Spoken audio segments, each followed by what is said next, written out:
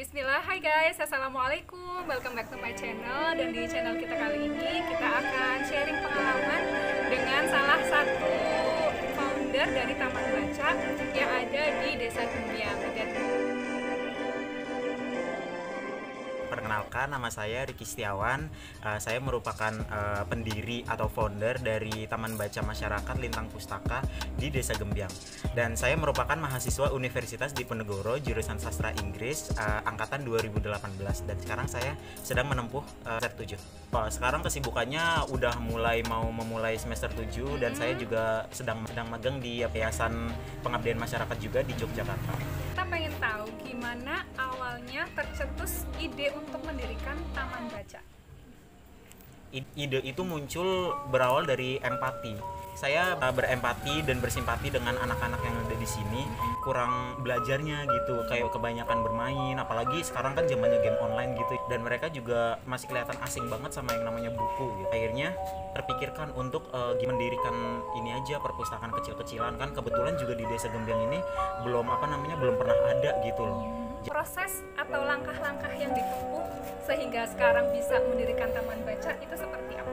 Wah, untuk prosesnya sih itu benar-benar panjang ya, karena tapi kalau misalkan baru benar-benar berdirinya itu baru di bulan April 2021 ini. Terus kenapa namanya Lintang Pustaka? Namanya itu kenapa? Karena saya terpikirkan bahwa lintang itu kan artinya bintang. Lintang itu artinya bintang. Ya, bintang. Terus saya kayak teringat sama quotes-nya Pak Soekarno bahwa bermimpilah setinggi bintang, kalau misalkan kamu gagal pun kamu akan jatuh di antara bintang-bintang gitu. Saya ingin menyampaikan representasi bahwa bintang ini adalah sebuah impian gitu loh, dan bisa diharapkan Lintang Pustaka ini bisa jadi wadah untuk anak-anak itu bisa terus bermimpi dan mencapai impian mereka. Benar. Oke. Terus kan atau orang yang pertama kali diberitahu dan tanggapan mereka itu seperti apa? Ya, saya menumpahkan ide dan rencana ini pertama ke kakak dulu sih. Ternyata wah, dia benar-benar excited nih, merasa senang gitu. Dan ternyata kakak pertama saya juga punya pemikiran yang sama. Berarti dia cuma punya ide aja, tapi eksekusinya nggak ada. Nah, sedangkan sekarang eksekusinya diwakilkan nih sama saya. Nah, terus akhirnya kakak saya juga ikut membantu ya, mencari donatur. Terus juga saya waktu perizinan ke RT pun ke RT dan pemilik TPQ. Kan ini kan lokasi Lintang Pustaka kan sekarang di Taman Baca Pendidikan Al-Qur'an ya. Iya. Mereka juga sama-sama antusias gitu. Sumber dayanya itu dari mana? Dana pribadi atau donatur atau seperti apa? Nah, untuk dana awal sih kalau benar-benar dari awal itu ya pakai dana pribadi, karena ya saya juga ini sih masih waktu awal-awal emang masih sulit banget untuk meyakinkan para donatur bahwa ini kami benar-benar mau menjalankan program ini untuk masyarakat, kayak kan karena belum ada wujudnya ya. Belum ada bukti ya itu, jadi kayak ya udahlah pakai dana pribadi dulu. Terus ternyata selanjutnya setelah kayak mengadakan sedikit kegiatan yang mana ya mungkin sebagai bukti dulu gitu, ternyata waktu saya share di sosial media terutama di Twitter itu ternyata donasinya langsung banyak tuh, antusiasnya ya. Langsung gitu. Padahal kegiatannya itu waktu itu masih kecil-kecilan banget gitu. Terus ternyata donatur waktu di share juga ya donaturnya langsung banyak gitu. Berarti respon dari teman-teman di sosial media juga bagus ya. Iya. Terus selain itu, kalau memperkenalkan ke masyarakat dari bulan April.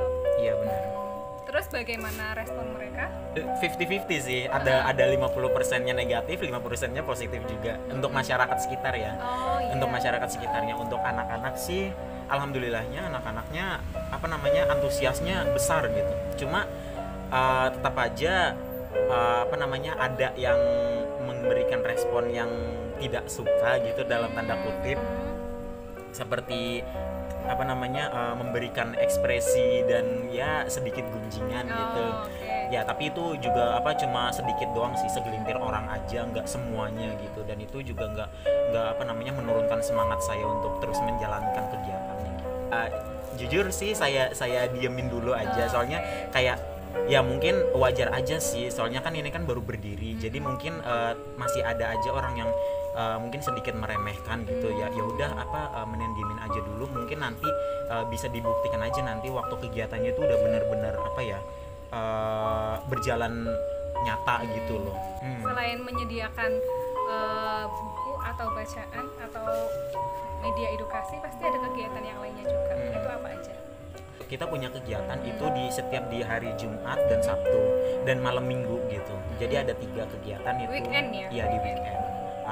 Itu setiap hari Jumat itu kita ada kegiatan pekan dolanan. Jadi anak-anak itu diberikan mainan-mainan tradisional kayak congklak, kayak namanya lompat tali. Itu setiap hari Jumat pukul 3 sore. Terus yang hari Sabtunya itu ada sesi mendongeng ya, membacakan buku cerita-cerita rakyat aja gitu. Itu Sabtu sore? Iya, sama. Nah, terus dilanjutkan di Sabtu malamnya itu atau malam minggunya itu menonton bersama film edukasi untuk anak-anak. Itu di-handle sendiri atau ada teman yang membantu atau volunteer? Seringnya sih sebenarnya saya waktu mendirikan Lintang Pustaka ini tiga orang yang satu kampus dengan saya sama-sama, tapi mereka adik tingkat gitu ya. Kita mengadakannya itu bersama 3 orang gitu, nggak saya sendiri. Lebih banyak di-handle sendiri atau gimana? Banyakan di-handle sendiri, mungkin kalau dipersentasekan 70% di handle sama saya sendiri. 70%-nya. Oh, tadi kan ada sesi menonton. Itu pakai gimana, proyektor atau apa? Iya, jadi untuk sesi menonton itu menggunakan proyektor dan alhamdulillahnya itu proyektor juga hasil donasi dari alhamdulillah hasil ya. donasi dari perusahaan Stadler, itu perusahaan pensil. Dia mendonasikan donatur juga untuk anak-anak menonton. Proker terdekat ada satu itu yang namanya konsultasi Pawon Mimpi. Ini Mimpi. Lucu ya, namanya itu lucu, Pawon Mimpi. Yang belum tahu pawon itu adalah tungku tradisional, kalau orang sini bilangnya pawon. Iya. Ya, jadi kenapa namanya Pawon Mimpi dan itu proker apa? Iya. Awal tercetusnya itu kenapa namanya Pawon Mimpi itu kan karena pawon emang tungku bakar ya. Jadi saya kalau ngeliatin pawon tuh kayak apinya tuh membara gitu loh. Iya. Nah, itu kayak merepresentasikan semangat yang berapi-api gitu untuk belajar. Dan emang secara harfiahnya Pawon Mimpi ini emang wadah untuk belajar juga. Cuma bedanya kalau yang Pawon Mimpi ini belajarnya itu untuk belajar dan konsultasinya itu untuk perguruan tinggi. Jadi targetnya itu untuk anak-anak yang udah taraf SMA atau SMK gitu. Berarti ini baru rencana proker ke depannya. Iya. Tapi kayaknya ada nggak tantangan atau kendala dalam menjalankan proker ini? Oh, pasti ada.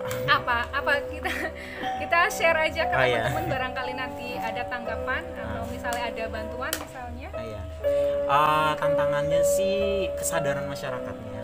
Jadi kesadaran masyarakat. Jadi kayak masyarakat itu masih belum sadar bahwa pendidikan tinggi itu sebenarnya juga penting urgensinya gitu. Jadi kayak masyarakatnya itu karena masih belum tersadarkan pentingnya, jadinya partisipasinya itu masih belum seantusias waktu program pertama gitu. Itu disebabkan karena kesadaran masyarakat, terutama siswa-siswanya itu tentang pentingnya urgensi melanjutkan pendidikan tinggi. Berarti memang antusias dari sasaran ini yang kurang. Iya. Terus untuk mengantisipasinya udah ada planning atau gimana? Itu masih direncanakan lagi, tapi pernah kepikiran sih untuk masih terus lagi-lagi untuk mencoba lagi untuk menjalankan kegiatannya, karena kan masyarakat itu kan butuh bukti gitu loh. Ya. Butuh bukti untuk meyakinkan mereka. Tapi kan ini letaknya di Desa Gembyang dan Iya. prokernya pun dilaksanakan di sini. Tapi kalau misalnya antusias dari sasarannya itu kurang, apakah nanti bisa diperlebar lagi jangkauannya, atau misal anak-anak yang di luar Desa Gembyang itu bisa ikut dalam proker ini? Oh, bisa banget. Walaupun lokasinya di Desa Gembyang kan, jadi target untuk anak-anak Desa Gembyang kan itu hanya prioritasnya aja. Oh, prioritasnya aja. Iya, prioritas tinggi. Jadi kan ada prioritas tinggi, sedang, dan rendah.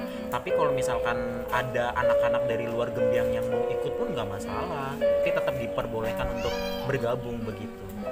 Terus ini kan kita udah ngobrol panjang lebar ya. Iya. Jadi sebenarnya outcome atau luaran yang diharapkan dengan berdirinya Lintang Pustaka ini itu apa? Yang penting anak-anak itu rasa memiliki fasilitas untuk mereka berekspresi, tempat untuk belajar dan bermain. Cukup itu aja gitu. Harapan untuk Lintang Pustaka ke depannya seperti apa?